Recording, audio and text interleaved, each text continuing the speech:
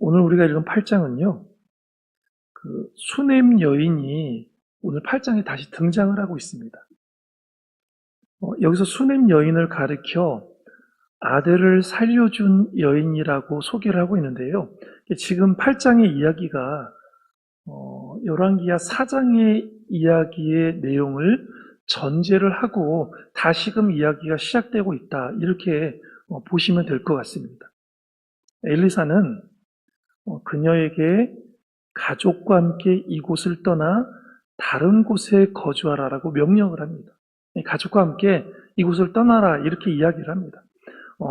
여호와께서 이 땅에, 어느 땅요? 이스라엘 나라 땅에, 이 땅에, 이스라엘 사람들이 살고 있는 이 땅에 7년 동안 기근이 생기도록 하셨기 때문입니다. 그래서 여호와께서 기근을 부리신 것은 이스라엘 사람들의 불신앙과 불순종을 심판하기 위해서인데요.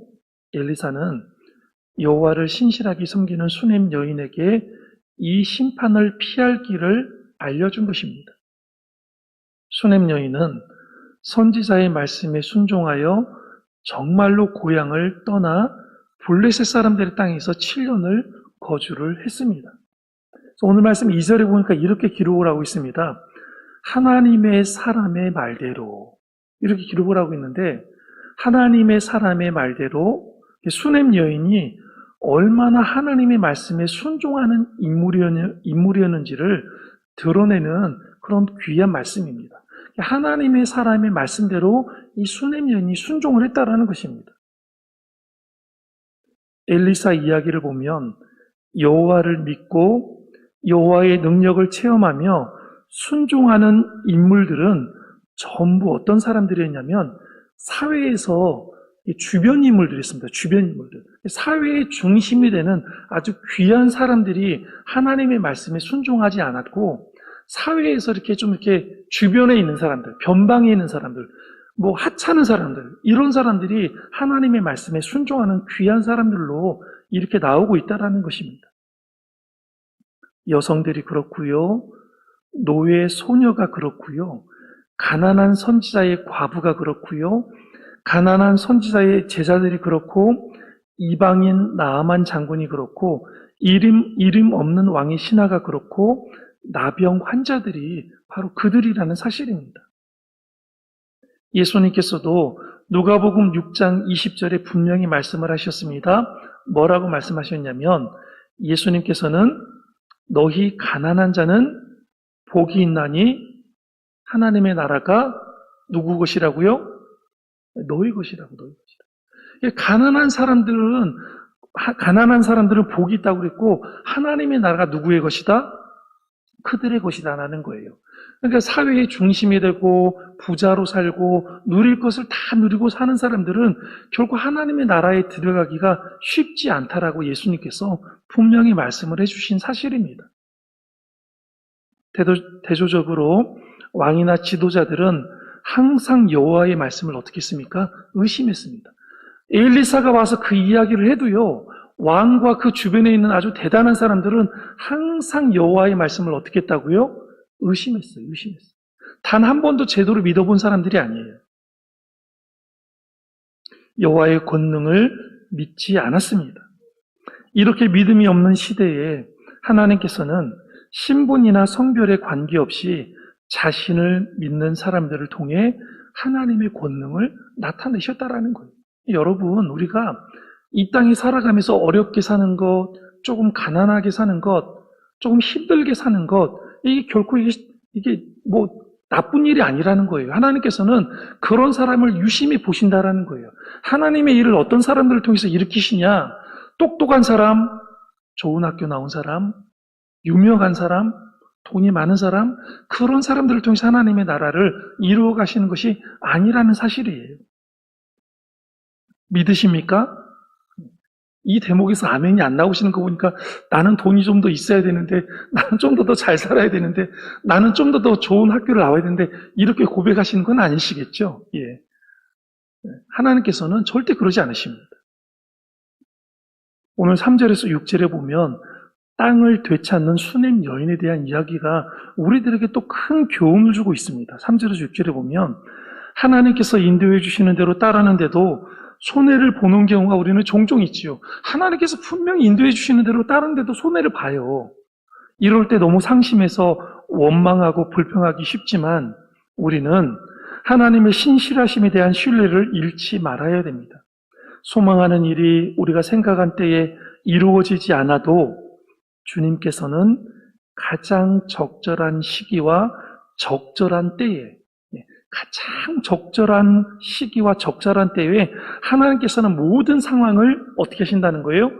준비하고 계신다는 거예요. 네가 어렵고 힘들어도 조금만 참고 기도하고 말씀에 순종해봐라. 내가 다 준비하고 있다라고 누가 말씀하시냐면 누가 말하고 있어요?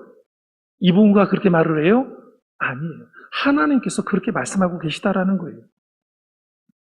선지자의 말대로 7년 동안 블레셋에서 지낸 수넴 여인은 다시 이스라엘 땅으로 돌아옵니다. 얼마나 블레셋 땅에서 7년 동안 사는 것이, 이방 나라 땅에 사는 것이 얼마나 힘들었겠어요. 자신의 집과 땅에 다른 사람들이 살고 있었습니다. 그래서 그것을 되찾아달라며 왕에게 재판을 청구합니다. 수넴 여인이 직접 왕에게 나온 것을 보면 남편은 이미 죽었겠고 아들은 아직 성인이 되지 않아서 사회적 권리를 행사할 수 없는 미성년자로 보이는 대목입니다. 그래서 수넴 여인이 왕에게 직접 재판을 요청하러 나올 때 마침 왕은 엘리사의 사환인 누구와 이야기를 하고 있었습니까? 게하시하고 이야기를 하고 있었습니다. 그는 게하시에게 엘리사가 그렇게 큰 이적을 일으켰냐? 그렇게 대단한 인물이냐라고 물어보고 있었는데 그 질문을 하고 있을 때 마침 게하시의 눈에 누가 보였습니까? 수넴 여인이 딱 보인 거예요. 왕이시여, 마침 왕께서 나에게 질문한 그 대목의 이 모든 상황을 직접 경험한 여인이 저 여인입니다라고 게하시가 소개를 하고 있는 거예요.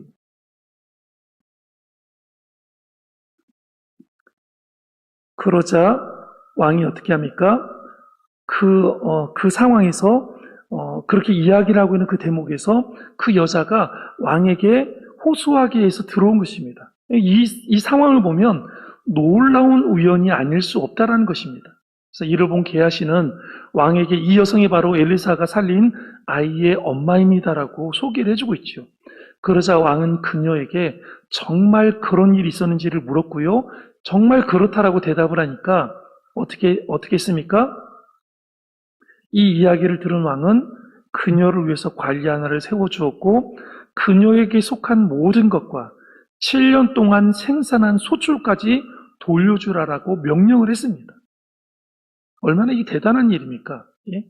수넴 여인에게 일어난 모든 우연은 단순한 우연이 아니라는 것입니다. 하나님의 보이지 않는 손길이 항상 누구와 함께 머물렀냐면 누구와 함께 머물렀다라는 거예요? 수넴 여인에게 머물렀다라는 거예요. 한번 따라하실까요? 하나님의 보이지 않는 손길. 우리가 우리의 눈으로는요 하나님의 손길을 볼 수 없어요. 그런데 어떤 사람에게 이 능력의 손길이 항상 머물러 있냐면 하나님의 말씀에 뭐 하는 사람요? 순종하는 사람에게 항상 보이지 않는 하나님의 손길이 머물러 있다라는 거예요.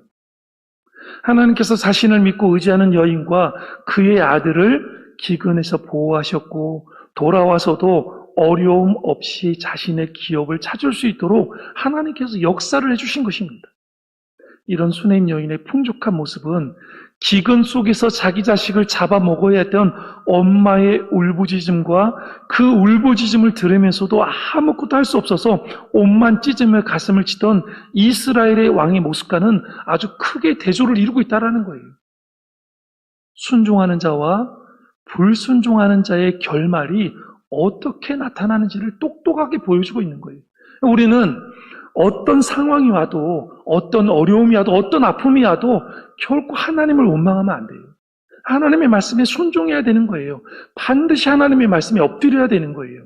그런 사람에게는요, 누구의 손길이 머문다고요? 보이지 않는 하나님의 손길이 머무르는 거예요.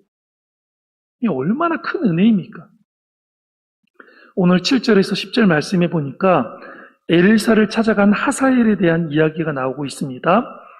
지금도 하나님께서는 자기 백성을 교회에서 혹시 못 찾게 되시면, 교회에서 자기 백성을 못 찾으면 어디에서 자기 백성을 찾냐면 교회 밖에서 자기 백성을 찾겠다라고 말씀을 하시는 분이 하나님이시라는 거예요. 왜 그렇습니까? 교회가 지금처럼 부패하고 타락하고 세상의 만문을 따라가는 그런 교회의 모습을 계속 보인다면 하나님께서는 더 이상 교회에서 당신의 백성을 찾으시지 않으실 거예요. 그냥 교회 밖에서 돌덩어리들이 외치시는 그 음성을 들으시고 차라리 그냥 교회 밖에서 하나님께서는 당신의 백성을 찾으시겠다라고 말씀을 하실 수 있다라는 것입니다. 7절에서 15절은 하사엘에 대한 이야기입니다. 하사엘은요, 열왕기상 19장 15절에 처음 등장을 하는 인물입니다. 하나님께서 엘리야에게 세 가지 사명을 주셨는데요. 엘리야에게 첫 번째가 뭐였냐면 엘리사를 너의 제자로 삼아라가 첫 번째 명령이었고 사명이었고, 두 번째가 뭐였냐면 하사엘을 아람의 왕으로 세워라, 이게 두 번째 명령이었고, 세 번째는 예후를 이스라엘의 왕으로 세우라는 것이었습니다. 그 중에서 엘리야는 엘리사를 제자로 삼는 것만 실행하고 하늘로 승천을 하게 됩니다. 이제 제자인 엘리사가 엘리야를 대신하여서 하사엘을 지금 만나고 있습니다. 장소는 다메섹이지요. 엘리사가 다메섹으로 갔을 때 마침 아람 왕 누가 병이 들었냐면 베나닷이 병이 들었습니다. 이 베나닷은 저희가 어저께 보았던 7장에서 사마리아를 포위했던 바로 그 인물입니다. 사마리아 성을 포위해갖고 굶겨 죽이려고 포위했었던 그 왕이죠. 병든 베나닷에게 누군가가 엘리사가 이곳에 왔다는 소식을 전하고 있지요. 그래서 베나닷은 자신의 신복인 하사엘을 불러서 명령하는데, 예물을 들고 하나님의 사람을 만나서 자신의 병이 나을 수 있을지에 대해서 여호와의 신탁을 받아오라라고 시키고 있습니다. 아람이 여호와를 섬기는 나라였습니까? 여호와를 섬기지 않는 나라였습니까? 아람 나라 땅이 하나님을 섬겼어요? 안 섬겼어요?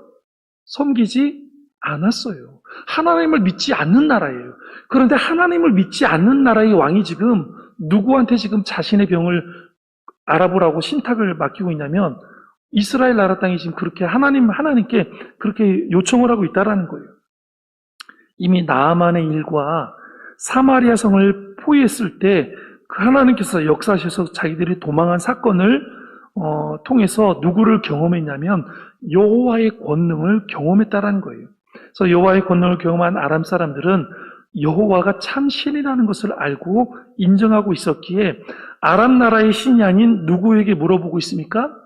여호와 하나님께 지금 물어보고 있다라는 거예요.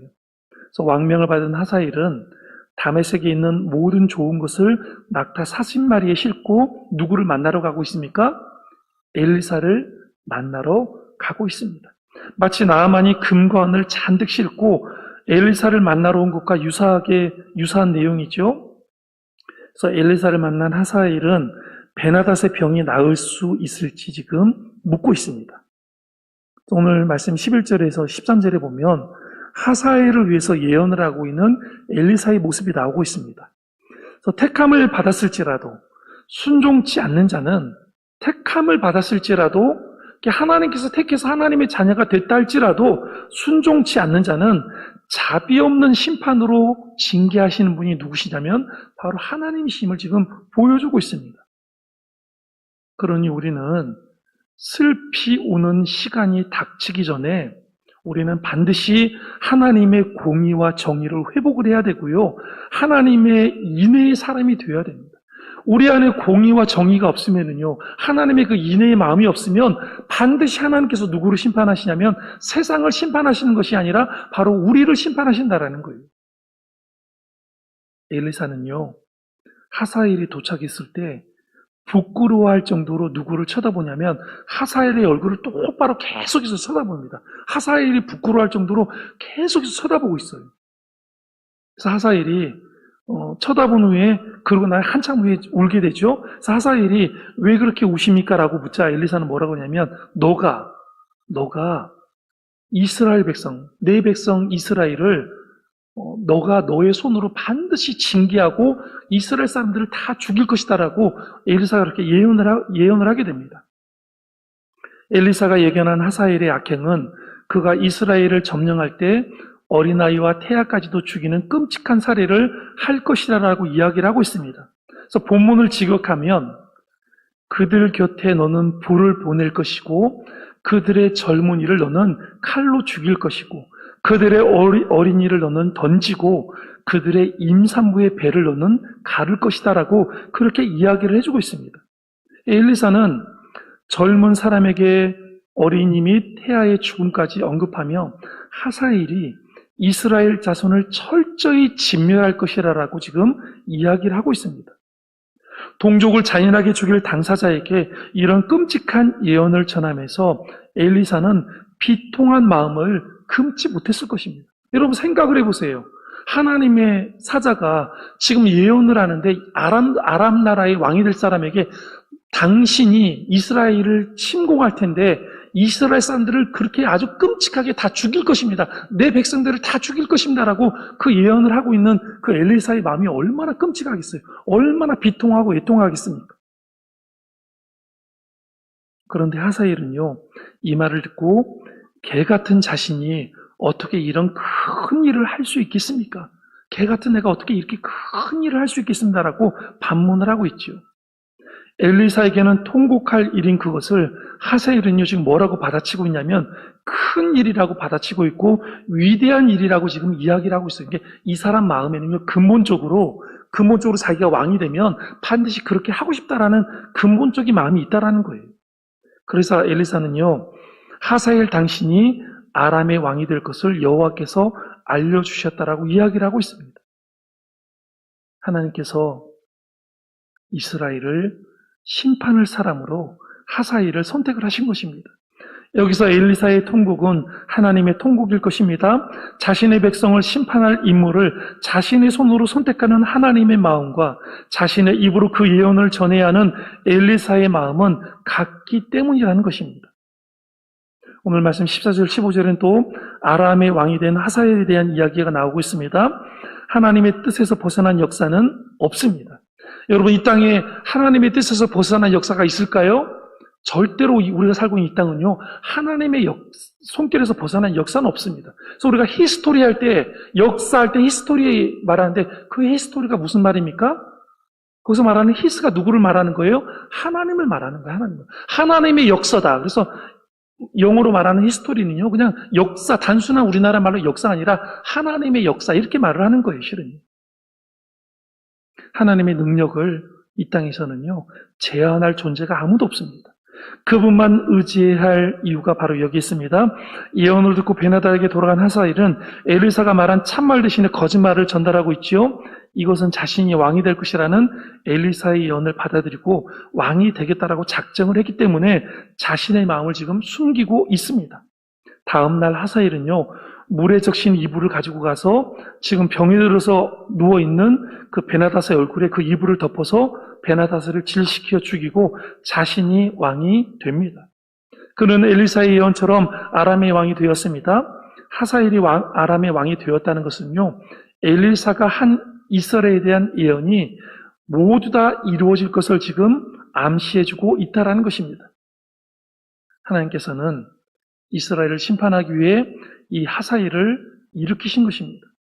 여호와를 신실하게 믿는 수냄 여인을 세심하게 돌보신 것과는 매우 대조되는 사건이 지금 일어나고 있다는 거예요. 하나님께서는 어떤 사람을 돌보시냐, 어떤 사람의 생명을 지켜주시냐, 우리 성경통에서 똑똑하게 볼 수 있잖아요. 어떤 사람을 지켜주세요?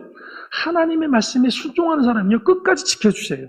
근데 하나님의 말씀에 순종하지 않은 사람은요, 이방 나라의 왕을 세워가지고요, 반드시 자신의 백성들을 다 죽인다라는 거예요. 순종하지 않은 사람을 끝까지 징계하신다라는 거예요. 오늘 우리가 열왕기 상하의 말씀을 통해서 볼 수 있는 대목들이요, 이런 말씀이라는 거예요. 역사의 주인이며 주관자이신 하나님을 경외하고 겸손히 찾는 이는 평생토록 하나님이 지켜주시지만 오만하게 행하고요, 거절하고요, 순종하지 않는 자는 반드시 징계를 하시는 분이 하나님이십니다. 국가 또한 겸손한 정의로 행할 때는요, 긍휼을 입지만 오만한 폭력과 불의를 행할 때는요, 반드시 그런 국가를 심판하실 거예요. 여러분 보세요. 러시아와 중국과 시리아를 보세요, 여러분들. 반드시 하나님께서 그 오만한 국가들을 하나님께서 징계를 하실 것입니다. 한 나라의 대통령도요, 자신의 오만과 폭력으로 백성들을 억압을 하면요, 하나님께서 반드시 심판하신다라는 거예요. 개인과 또한 오만한 폭력과 불의를 행할 때는요, 반드시 그 개인도 하나님께서는 심판을 하신다는 사실입니다. 그러니 우리는 개인뿐만이 아니라 사회 전체가 공의와 정의로울 수 있도록 역할을 다할 때 하나님께서 우리의 생명을 지켜주시고 인도해 주실 줄로 믿습니다. 기도하시겠습니다. 이 시간 기도하